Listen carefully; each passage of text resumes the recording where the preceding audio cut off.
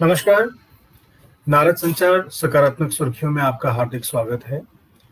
Hindu calendar के अनुसार भाद्रपद शुक्ल है, चतुर्थी तिथि है, आज शनिवार है, विक्रम संवत 2077।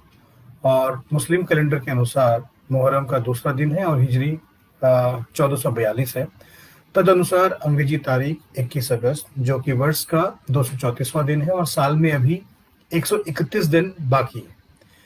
आज के भारतीय इतिहास की बात करते हैं। वर्ष के 8वें महीने का ये 22वां दिन कई अच्छी और बुरी घटनाओं के साथ इतिहास के पन्नों में दर्ज है। इन घटनाओं में से कुछ महत्वपूर्ण और सकारात्मक घटनाओं की हम बात करते हैं। तो आज महात्मा गांधी ने 22 अगस्त को विदेशी कपड़े को जलाकर स्वदेशी का नारा बुलंद किया था और अंग्रेजों के खिलाफ एक तरह की विरोध की आज शुरुआत करी थी। और खेल जगत के लिए आज का दिन काफी महत्वपूर्ण है, क्योंकि भारत की राही सरनोबत ने 2018 में 22 अगस्त के दिन आज ही एशियाई खेलों में 25 मीटर पिस्टल निशानेबाजी में स्वर्णिम सफलता हासिल करी थी। ये एक बड़ी उपलब्धि थी उनके लिए और वो एशियाई खेलों में निशानेबाजी स्वर्ण में पदक जीतने वाली पहली भारतीय महिला बनी। 1320 में गाजी मलिक ने नसरुद्दीन खुसरो को पराजित किया था।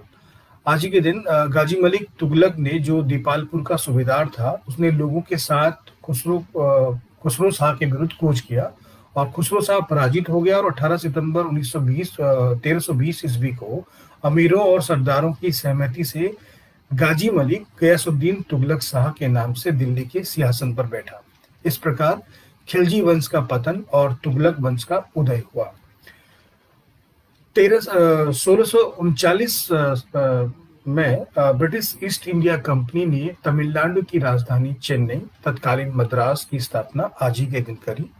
मूल रूप में इस राज्य में वर्तमान आंध्र प्रदेश के तटीय क्षेत्र, उत्तरी केरला मालाबार का जो इलाका है वो, और कर्नाटक से बेल्लारी और दक्षिण कन्नड़ आदि क्षेत्र आते थे। और इस राज्य को 1956 में वर्तमान स्थिति से घटा दिया गया और जिसका इस राज्य का जो मुख्य कारण था अलग करने का, वो भाषा था।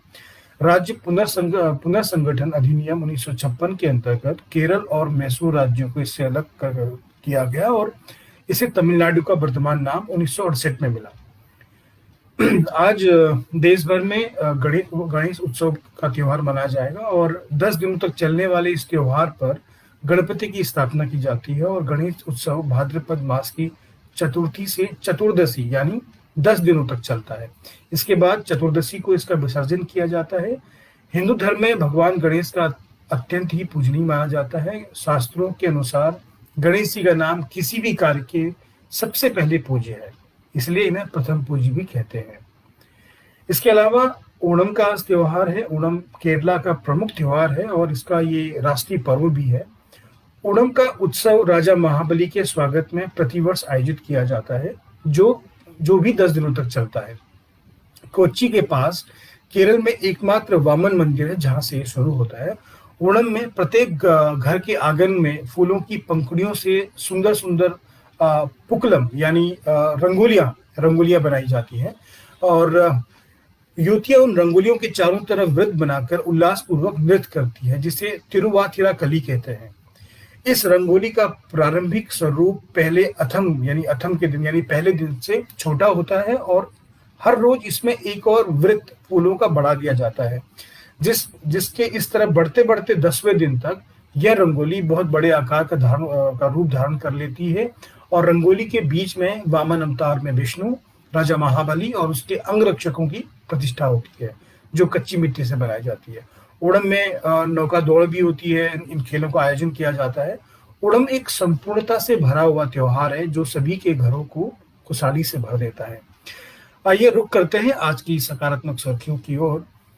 एमबीबीएस कर चुके या मेडिकल की पढ़ाई कर रहे स्टूडेंट्स के लिए बहुत अच्छी खबर है। अगर आप एमबीबीएस के बाद पीजी डिग्री कोर्स नहीं करना चाहते हैं या नहीं कर पा रहे हैं, तो अब आपके पास पीजी डिप्लोमा करने का विकल्प है। केंद्र सरकार और मेडिकल काउंसिल ऑफ इंडिया ने इसे मंजूरी दे दी है। इस संबंध में केंद्रीय स्वास्थ्य एवं परिवार कल्याण मंत्रालय ने 6 अगस्त को राजपत्रित अधिसूचना भी जारी की, जिसमें नेशनल बोर्ड ऑफ एग्जामिनेशन के तहत 8 मेडिकल स्पेशलिटीज में पीजी डिप्लोमा का कोर्स शुरुआत करने की बात कही गई है। इसके अलावा केंद्र सरकार ने 1 जून 2021 से सोने की ज्वेलरी में 100% हॉलमार्क को अनिवार्य कर दिया है। सरकार ने अब ज्वेलरी के लिए एक नई सुविधा की शुरुआत करी है। एक ऐसी व्यवस्था की जा रही है ताकि देश भर में ज्वेलर्स को ज्वेलरी के हॉलमार्क कराने में कोई भी दिक्कत ना हो। दरअसल केंद्रीय उपभोक्ता मंत्रालय और खाद्य एवं सार्वजनिक वितरण मंत्री रामविलास पासवान ने ज्वेलर्स के रजिस्ट्रेशन को रिन्यू करने के ऑनलाइन सिस्टम की शुरुआत की है। इसके साथ हॉलमार्क केंद्रों की मान्यता और मान्यता का नवीनीकरण भी आसान हो गया है। इसके अलावा एक दिन की गिरावट के बाद शुक्रवार को घरेलू शेयर बाजार जबरदस्त तेजी के साथ खुले। वैश्विक बाजारों की बढ़त का असर भारतीय बाजारों पर भी नजर आया। अमेरिका में बेरोजगारी भत्तों की तेजी के बावजूद बाजार में तेजी रही क्योंकि आर्थिक रिकवरी के आसार बढ़ गए हैं। शुरुआती कारोबार में बीएसई मिड कैप और स्मॉल कैप इंडेक्स 1.25% तक चढ़े। और इसके अलावा कोरोना की वजह से जिन लोगों की नौकरी से हाथ धोना पड़ा है उनमें करीब 40 लाख लोगों को मोदी सरकार राहत देने जा रही है। केंद्र सरकार के एक ताजा फैसले का फायदा केवल उन बेरोजगारों को मिलेगा जो 24 मार्च से के बीच में अपनी नौकरी से हाथ धो बैठे, 24 मार्च के बाद से। तो workers alliance state insurance corporation यानी ESIC के तहत रजिस्टर्ड लोगों को ही इस भत्ते का लाभ मिल पाएगा। ESIC द्वारा संचालित अटल बीमित व्यक्ति कल्याण योजना के तहत बेरोजगारी भत्ता मिलेगा। इसे अब 30 जून 2021 तक की अवधि के लिए बढ़ा दिया गया है। नारा समाचार सकारात्मक सुर्खियों में आज इतना ही। कल आपसे फिर मुलाकात करते हैं। तब तक आप स्वस्थ रहिए, मस्त रहिए। आपका दिन शुभ हो। नमस्कार।